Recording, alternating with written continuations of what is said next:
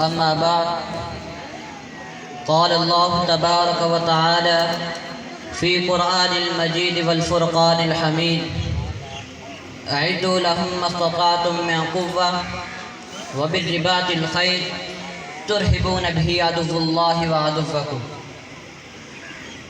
صدق اللہ العظیم۔ معزز سامعین کرام، اساتذہ کرام اور میرے عزیز طلباء عزام، السلام علیکم ورحمۃ اللہ وبرکاتہ۔ آج کی میری تقریر رسول اللہ صلی اللہ علیہ وسلم بہت سپہ سالار کے عنوان سے معنون ہے۔ یہ موضوع الفاظ کے اعتبار سے جس قدر مختصر معلوم ہوتا ہے، معنی کے اعتبار سے اسی قدر ہم گیر و ہم عجیب ہے۔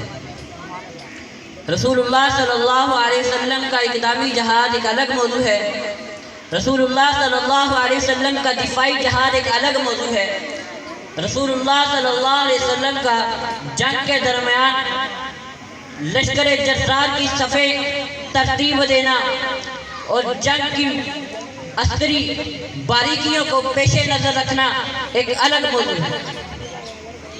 چنانچہ اگر رسول اللہ صلی اللہ علیہ وسلم کے اقدامی جہاد کو پیش نظر رکھا جائے تو غزوہ احزاب سے واپسی پر رسول اللہ صلی اللہ علیہ وسلم کو جبریل امین علیہ السلام نے فرمایا کہ یہود معاہدے کی ناپائیداری کرتے ہوئے مشرکین مکہ کے ساتھ ساز باز کر رہے ہیں۔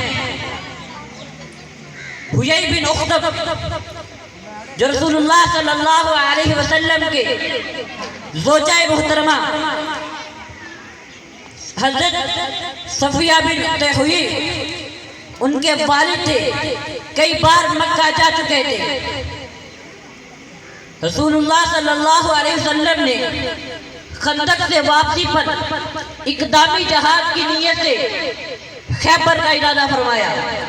چنانچہ جس وقت رسول اللہ صلی اللہ علیہ وسلم اپنے لشکر جزار کے ساتھ خیبر پہنچے تو یہود صبح صبح بیلچے اور سبزی کی ٹوکریاں اٹھائے کھیتوں کی طرف جا رہے تھے تو آپ صلی اللہ علیہ وسلم کو دیکھ کر چیخنے لگے اور کہنے لگے جا محمد و اصحابی، جا محمد و اصحابی، اور اپنے گھروں کو واپس دوڑے اور قلعے کا دروازہ بند کر دیا۔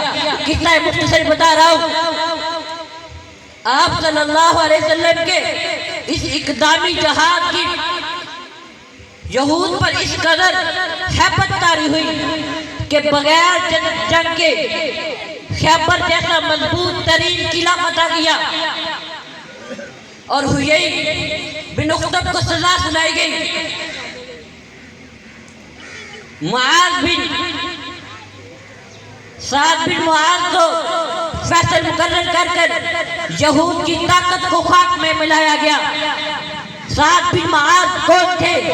سعد بن معاذ وہ خوبصورت ہستی ہیں جنہیں ولی اللہ ہونے کا شرف حاصل ہوا، اور ان کی وفات پر جبریل آئے، آپ صلی اللہ علیہ وسلم نے پوچھا یا رسول اللہ آج کس نے وفات پائی، کون فوت ہوا؟ آپ نے نام جواب دیا۔ آپ نے فرمایا میں نہیں جانتا۔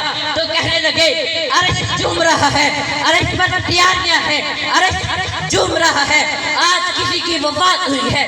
تو آپ صلی اللہ علیہ وسلم کو فوراً خیال آیا سعد بن معاذ بیمار تھے، ان کے خنجر لگا تھا۔ تو آپ صلی اللہ علیہ وسلم دبے پاؤں بھاگے اور سعد بن معاذ کے گھر پہنچے تو صحابہ کی قطار پیچھے، تو آپ صلی اللہ علیہ وسلم یوں گھوم کر چل رہے ہیں۔ تو صحابہ نے پوچھا یا رسول اللہ کیا ماجرا ہے، آپ کیا کر رہے ہیں؟ تو آپ نے فرمایا فرشتے آسمان سے نازل ہو رہے ہیں، فرشتے ان کی روح پر سلام بھیج رہے ہیں۔ یہ وہ خوبصورت ہستی تھی جن کی وفات پر فرشتے نازل ہوئے اور جن کا جنازہ رسول اللہ صلی اللہ علیہ وسلم نے پڑھایا، جن کو قبر میں رسول اللہ صلی اللہ علیہ وسلم نے اتارا۔ اور اسی طرح اگر رسول اللہ صلی اللہ علیہ وسلم کی جنگی اور عسکری مہارت کو پیش نظر رکھا جائے تو تاریخ عالم میں کوئی بڑے سے بڑا جنگجو رسول اللہ صلی اللہ علیہ وسلم کی ہم تحری نہیں کر سکتا۔ خالد بن ولید جو اسلامی تاریخ کا ایک ایسا ہیرو جس کے بارے میں مسلمان تو مسلمان کافر بھی یہ کہنے پر مجبور ہیں کہ خالد بن ولید جیسا جرمی جنگجو اب دنیا میں پیدا نہیں ہوگا۔ مائیں ایسا سپاسالار پیدا کرنے سے عاجز ہیں۔ وہ خالد بن ولید جو 60 آدمیوں کے ساتھ 60,000 کا مقابلہ کرنے کھڑا ہوا اور مقابل فریق کو دھول چٹا دی، وہ خالد بن ولید جو گمسان گارن میں جس طرف رخ کرتا کافروں کے کشتے کے پشتے لگا دیتا، کشتے کے پشتے لگا دیتا۔ لوگ ڈر کے مارے ایک دوسرے پر گرنے لگتے۔ نواقف آدمی یہ خیال کرتا کہ شاید کسی بڑے چھتے نے حملہ کیا، مگر کچھ دیر کے بعد معلوم ہوتا کہ حملہ آور صرف ایک شخص تھا، خالد بن ولید۔ یہی خالد بن ولید جب اسلام قبول کرتے ہیں تو فرماتے ہیں کہ میں نے رسول اللہ صلی اللہ علیہ وسلم کو بدر کے موقع پر، احد کے موقع پر، حنین کے موقع پر آپ صلی اللہ علیہ وسلم کی جنگی اور عسکری ذہنیت کو دیکھ کر دنگ رہ گیا کہ وہ پیغمبر جو تبلیغ اسلام کے وقت مشرکین کے طعنے سنتے ہیں، اخنس بن شریح کی گالیاں سنتے ہیں، کعبے میں نماز کے دوران اونٹ کی گندی اوجڑی کا بوجھ برداشت کرتے ہیں، طائف میں لڑکوں کے ہاتھوں پتھر کھا کر لہو لہان ہوتے ہیں اور بد دعا کا ایک لفظ تک منہ سے نہیں نکالتے۔ وہی پیغمبر جب جمال کی کیفیت سے نکل کر جلال کی کیفیت اختیار کرتے ہیں تو جنگ احد میں لشکر جرار کی سبے ترتیب دیتے ہیں، مقام اور جگہ کی پوشیدگی کو اس طرح سنبھالتے ہیں کہ خالد بن ولید کہتے ہیں کہ کفار کسی جانب سے بھی حملہ نہیں کر سکتا تھا۔ چنانچہ خالد بن ولید فرماتے ہیں کہ احد کے موقع پر جب رسول اللہ صلی اللہ علیہ وسلم اپنے لشکر کی صفے ترتیب دے چکے، کسی طرف سے بھی حملے کی گنجائش نہ رہی، تو میں اپنے کچھ سواروں کو لے کر گاٹی کے تقریباً 1.5 میل کا سفر طے کر گاٹی کے اس پار سے آیا تو میں یہ دیکھ کر حیران ہو گیا کہ آپ صلی اللہ علیہ وسلم نے پہلے سے ہی وہاں پر 50 تیر انداز عنایت کیے ہیں۔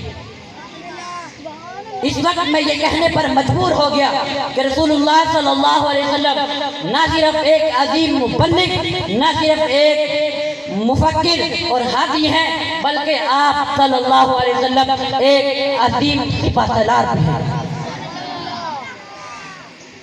اور پھر آپ صلی اللہ علیہ وسلم نے وقت گزرنے کے ساتھ اپنے اصحاب کی ایک ایسی عظیم و مقدس جماعت کر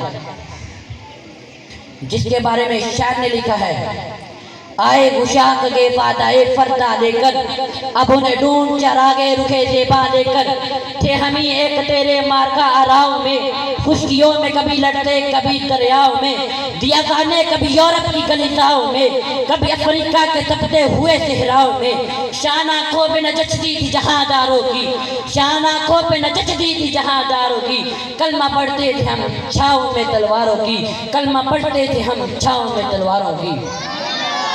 تجھ سے سرکش ہوا کوئی تو بگڑ جاتے تھے، تجھ سے سرکش ہوا کوئی تو بگڑ جاتے تھے، دیکھ کیا چیز ہے ہم توپ سے لڑ جاتے تھے، دیکھ کیا چیز ہے ہم توپ سے لڑ جاتے تھے۔